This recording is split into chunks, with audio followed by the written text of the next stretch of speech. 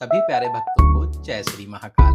दोस्तों, स्वागत है आप सभी का महाकाल की नगरी उज्जैन में। आज के इस खास वीडियो में हम और आप मिलकर महादेव जी के सबसे अलौकिक दरबार श्री महाकालेश्वर ज्योतिर्लिंग में दर्शन और यात्रा की संपूर्ण जानकारी जानेंगे। जैसे आप यहाँ तक कैसे पहुँचेंगे, रुकने के लिए होटल या धर्मशाला कहाँ पर लेना चाहिए, यात्रा और दर्शन का सही तरीका क्या है, उज्जैन में प्रमुख दर्शनीय स्थल कौन कौन से हैं, यहाँ पर खाने पीने की कैसी व्यवस्था है, इस पावन यात्रा में आपका कितना बजट लग सकता है और वो सभी जानकारियाँ जो इस यात्रा को। दोस्तों, उज्जैन भारत के दिल मध्य प्रदेश राज्य का बहुत ही प्राचीन और पवित्र शहर है जो पावन शिप्रा नदी के किनारे बसा है।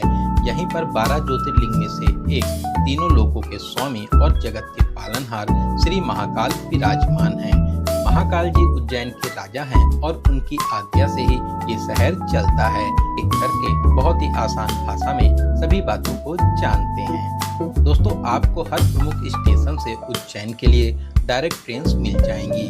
वहीं आसपास के शहरों और राज्यों से यहाँ की बस कनेक्टिविटी बहुत अच्छी है।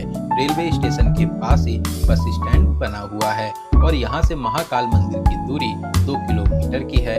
ऑटो में 20 रुपए देकर आप मंदिर के पास आ जाएंगे। तो चलिए अब हम लोग बात करते हैं यहाँ पर रुकने के लिए होटल या धर्मशाला कहाँ पर लेना चाहिए। दोस्तों, आप रेलवे स्टेशन के आसपास महाकाल मंदिर गेट नंबर 1 के आसपास या सबसे अच्छा हर सिद्धि माता रोड पर होटल लेना चाहिए। यहाँ पर धर्मशाला आपको 500 से 600 रुपए में मिल जाते हैं। वहीं होटल्स की स्टार्टिंग 800 से 1000 रुपए में हो जाती है। अच्छे रूम आपको 1200 से 1500 के बजट में मिलते हैं। वहीं 2000, 3000, 5000 तक के बजट में बहुत ही अच्छे रूम्स मिल जाएंगे। तो चलिए अब बात करते हैं यहाँ पर दर्शन का सही तरीका क्या है।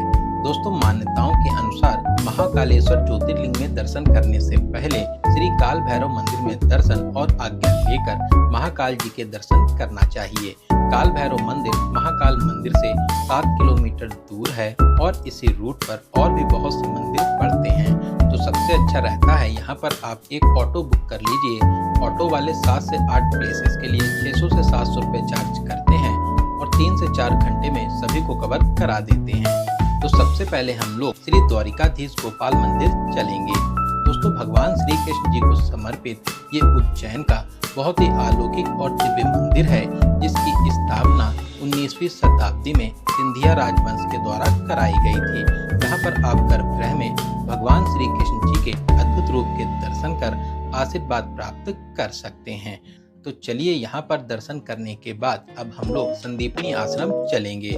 दोस्तों, संदीपनी आश्रम बहुत ही प्राचीन गुरुकुल है, जहाँ पर द्वापर युग में भगवान श्री कृष्ण भाई बलराम और मित्र सुदामा के साथ पढ़ा करते थे। इसी आश्रम में भगवान श्री कृष्ण जी ने महर्षि संदीपनी के मार्गदर्शन में केवल 64 दिनों में 64 विद्याएं और 16 कलाओं को सीखा था।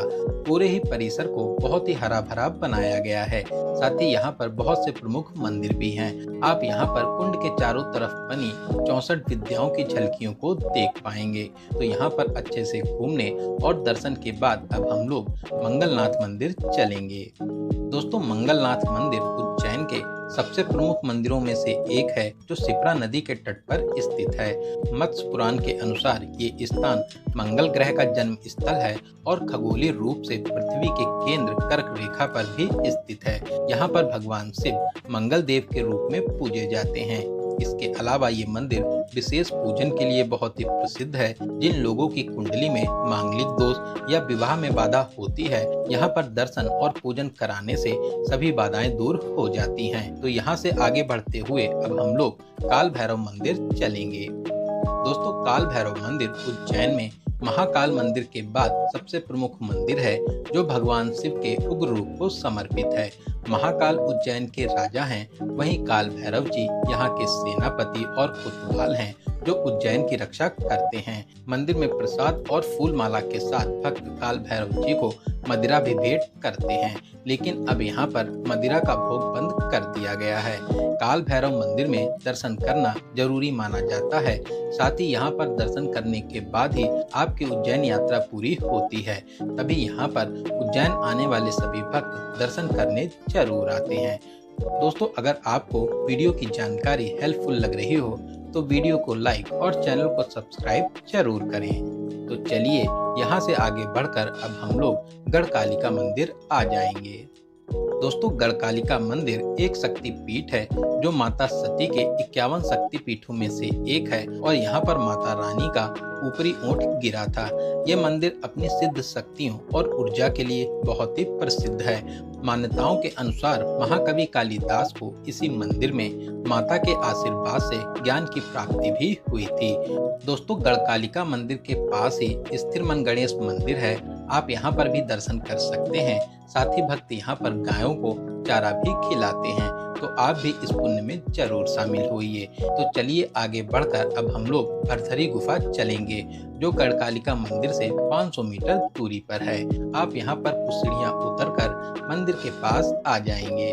दोस्तों, भरथरी गुफा लगभग 2000 वर्ष पुरानी है और यहीं पर सम्राट विक्रमादित्य के बड़े भाई राजा भरथरी ने अपनी पत्नी पिंगला के वियोग में आकर संन्यास लेने के बाद गुरु गोरखनाथ जी के शिष्य बनकर 12 वर्षों तक कठोर तपस्या की थी।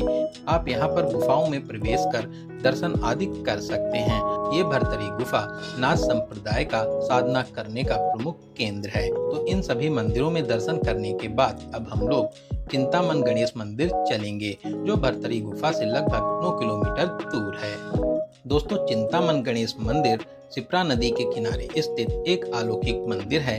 यहाँ पर भगवान गणेश 3 स्वयंभू रूपों में विराजमान हैं। चिंतामन चिंताओं को दूर करते हैं, इच्छामन सभी इच्छाओं की पूर्ति करते हैं और सिद्ध विनायक सभी कार्यों को सिद्ध करते हैं। पौराणिक मान्यताओं के अनुसार इस मंदिर की स्थापना भगवान श्री राम जी ने अपने वनवास के दौरान की थी। दोस्तों, यहाँ पर तुला दान का भी बहुत महत्व है। मनोकामना पूर्ण होने पर अपने बच्चों के वजन के बराबर लड्डू, गुड़ और भी सामग्री दान करते हैं। तो यहाँ पर अच्छे से दर्शन करने के बाद अब हम लोग वापस अपने होटल पर आ जाएंगे। कुछ देर आराम करने के बाद 4 बजे साइड रामघाट चलेंगे। दोस्तों, रामघाट शिप्रा नदी के तट पर स्थित सबसे प्रमुख और प्राचीन घाट है। इस घाट पर बहुत से प्राचीन मंदिर भी बने हैं। साथ ही यहाँ पर शिप्रा नदी में बहुत से शिवलिंग भी स्थापित हैं। इसके अलावा बहुत से भक्त यहाँ पर आस्था की पावन डुबकी भी लगाते हैं। इसी रामघाट पर हर 12 वर्षों में सिंहस्थ कुंभ का आयोजन भी होता है। अगला कुंभ 2028 में उज्जैन में ही आयोजित होगा। पूरे ही शहर में आपको कुंभ की तैयारियां देखने को मिलेंगी। दोस्तों, शाम को रामघाट पर भव्य आरती का आयोजन भी होता है, तो आप अगर चाहें तो शाम को यहाँ पर आकर आरती में भी सम्मिलित हो सकते हैं। तो रामघाट पर कुछ देर बिताने के बाद में अब हम लोग हरसिद्धि माता मंदिर चलेंगे जो रामघाट से मात्र 300 मीटर दूर है। दोस्तों, ये मंदिर भी उज्जैन के सबसे प्रमुख मंदिरों में से एक है। साथ ही ये अलौकिक मंदिर माता रानी के 51 शक्तिपीठों में से एक है। यहाँ पर माता सती की कोहनी गिरी थी। आप मंदिर में प्रवेश कर माता रानी के अद्भुत रूप के दर्शन कर आशीर्वाद प्राप्त कर सकते हैं। इसके अलावा मंदिर परिसर में महादेव और गणेश जी भी विराजमान हैं। शाम को यहाँ पर भव्य दीपदान भी किया जाता है। तो चलिए यहाँ से आगे बढ़ते हुए अब हम लोग उज्जैन के स्वामी महाकालेश्वर मंदिर की ओर चलेंगे। मंदिर मार्ग पर ही रुद्र सागर के बीच में विक्रम टीला स्थित है जो महान सम्राट विक्रमादित्य जी को समर्पित एक ऐतिहासिक स्थल है। यहाँ पर 30 फीट ऊंची विक्रमादित्य जी की प्रतिमा स्थापित है। साथ ही उनके नवरत्नों की प्रतिमाएं भी देखने को मिलती हैं। तो आप भी इस प्यारे से ऐतिहासिक स्थल को अपनी लिस्ट में शामिल जरूर करें। दोस्तों, महाकाल मंदिर बहुत ही विशाल परिसर में फैला हुआ है। यहाँ पर प्रवेश करने के 4 प्रमुख द्वार हैं। नंदी द्वार से आप महाकाल लोक में प्रवेश करते हैं। मनोकामना द्वार वीआईपी और प्रोटोकॉल लोगों के लिए रहता है। इसके अलावा अगर आपके पास में टाइम कम है और आप शीघ्र दर्शन करना चाहते हैं तो आप यहाँ पर 250 रुपए का टोकन भी ले सकते हैं। इसके लिए आपको गेट नंबर 1 अवंतिका द्वार से प्रवेश करना होता है। जनरल दर्शन के लिए गेट नंबर 4 सबसे अच्छा रहता है। मंदिर के आसपास जगह जगह फ्री जूता चप्पल और बैग काउंटर हैं। आप वहां पर जूता चप्पल जमा करके मंदिर में प्रवेश कर सकते हैं। दोस्तों, श्री महाकालेश्वर ज्योतिर्लिंग 12 ज्योतिर्लिंग में से सबसे शक्तिशाली और विशेष ज्योतिर्लिंग माना जाता है, क्योंकि ये एकमात्र दक्षिणमुखी ज्योतिर्लिंग है। दक्षिण की दिशा मृत्यु की दिशा मानी जाती है और महाकाल तो मृत्यु के स्वामी हैं। इनकी आज्ञा के बिना मृत्यु छू भी नहीं सकती है। तो चलिए महादेव जी का नाम लेकर लाइन में लगकर मंदिर में प्रवेश करेंगे। दोस्तों, यहाँ पर बहुत ही अच्छा कॉरिडोर बना है, साथ ही दर्शन के लिए बहुत सी लाइनें हैं, जिससे ज़्यादा भीड़ होने पर बहुत ही आसानी से भीड़ को मैनेज किया जाता है। तो चलिए जयकारा लगाते हुए मुख्य मंदिर के पास आ जाएंगे। सामने आप तीनों लोकों के स्वामी श्री महाकालेश्वर ज्योतिर्लिंग के भव्य रूप के दर्शन कर रहे हैं। श्री महाकाल आपकी सभी मनोकामनाओं को जरूर पूरा करें, साथ ही बहुत ही जल्दी आपको अपने पावन दरबार में जरूर बुलाएं। यहाँ पर दर्शन बहुत ही अच्छे से होते हैं। नॉर्मल लाइन में 1 से 2 घंटे में दर्शन हो जाते हैं। वहीं बहुत ज्यादा भीड़ है तो 3 से 4 घंटे भी लग सकते हैं। दोस्तों, महाकालेश्वर मंदिर परिसर काफी बड़ा है और परिसर में बहुत से देवी देवता स्थापित हैं, तो आप सभी मंदिरों में दर्शन जरूर करें।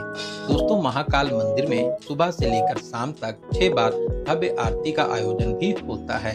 इसके अलावा सबसे प्रमुख आरती सुबह 4 बजे होने वाली भस्म आरती है। आप सभी आरतियों की बुकिंग 1 महीने पहले से महाकाल मंदिर की ऑफिशियल वेबसाइट से करा सकते हैं। इसके अलावा 1 दिन पहले तत्काल बुकिंग भी होती है। तो चलिए यहाँ पर बहुत ही अच्छे से दर्शन करने के बाद अब हम लोग मंदिर से बाहर आकर महाकाल लोक आ जाएंगे, जिसे महाकाल कॉरिडोर भी कहते हैं। दोस्तों, ऐसे तो आप यहाँ पर दिन में भी आ सकते हैं, लेकिन शाम को इस दिव्य लोक में घूमने का अनुभव सबसे अलग रहता है। रात में लाइट्स में इसकी भव्यता, दिव्यता और सुंदरता में 4 चांद लग जाते हैं। पूरे ही कॉरिडोर को बहुत ही भव्य स्वरूप में बनाया गया है, जहाँ पर हमारे पुराणों और ग्रंथों के अनुसार दिव्य प्रतिमाएं हैं। साथ ही साथ समुद्र मंथन और शिव लीलाओं को बाखूबी दिखाया गया है। इसके अलावा शाम को 7:30 से 8:30 बजे के बीच लाइट एंड साउंड शो भी होता है। आप इसमें भी शामिल हो सकते हैं। महाकाल मंदिर में दर्शन की टाइमिंग की बात करें तो सुबह 4 बजे से लेकर रात 10 बजे तक आप दर्शन प्राप्त कर सकते हैं। तो कॉरिडोर में बहुत ही अच्छे से घूमने और प्यारी प्यारी फोटो शूट कराने के बाद में आप कॉरिडोर के पास ही बने भारत माता मंदिर में भी दर्शन करने जा सकते हैं। इसके अलावा गेट नंबर 4 के पास में बड़ा गणेश मंदिर है, आप यहाँ पर भी दर्शन जरूर करें। दोस्तों, अगर आप उज्जैन सुबह 9 से 10 बजे तक आ जाते हैं तो पूरा दिन दर्शन करने के बाद में शाम को यहाँ से 8 से 9 बजे वापसी भी कर सकते हैं। लेकिन मैं आपको एडवाइस करूँगा, आप यहाँ पर कम से कम 1 नाइट का स्टे जरूर करें, जिससे आप उज्जैन को बहुत ही अच्छे से कवर कर सकें। ऐसे तो आप पूरे साल ही यहाँ पर कभी भी आ सकते हैं, हमेशा ही यहाँ पर भीड़ मिलती है। इसके अलावा यहाँ पर आने का सबसे अच्छा समय अक्टूबर से जून और सावन रहता है। उस समय यहाँ पर आप बहुत ही अच्छे से आकर दर्शन प्राप्त कर सकते हैं। तो चलिए अब बात करते हैं खाने पीने की। दोस्तों, उज्जैन में आपको जगह जगह बहुत ही अच्छे रेस्टोरेंट मिल जाएंगे, जहाँ पर आपको बहुत ही शुद्ध और स्वादिष्ट भोजन मिलता है। यहाँ पर आपको खाने पीने की कोई भी परेशानी नहीं होगी।